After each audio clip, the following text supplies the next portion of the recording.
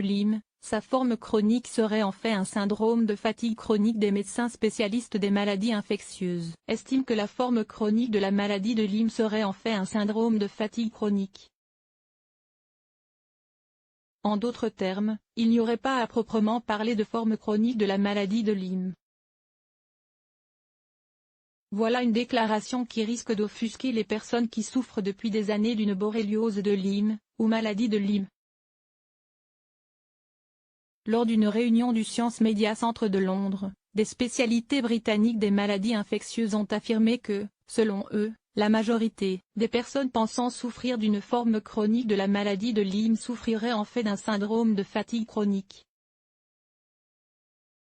Les spécialistes estiment en effet que les cas chroniques de maladie de Lyme sont souvent mal diagnostiqués, et ce au moyen de tests coûteux et non scientifiquement validés, effectués à l'étranger.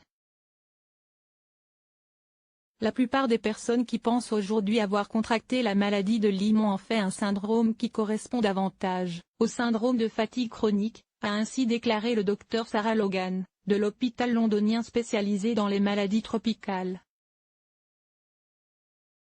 La spécialiste a ajouté que, bien souvent, les personnes souffrant de certains symptômes évoquant Lyme se rendent sur des forums où on leur assure que les tests effectués au Royaume-Uni sont erronés et qu'ils doivent se rendre en Allemagne pour un diagnostic fiable. Ensuite, ils reviennent avec un test positif et ils nous disent « Vous avez tous tort, vous les médecins, je n'ai pas de syndrome de fatigue chronique, j'ai une forme chronique de la maladie de Lyme », a déploré le Dr Logan. La spécialiste a même cité 2 cas de patients, qui croyaient souffrir d'une forme chronique de la maladie de Lyme, qui ont alors pris des antibiotiques par voie intraveineuse. L'un d'eux a développé une infection à la bactérie Clostridium difficile après avoir pris ce traitement pendant plus de 6 mois et arrêté.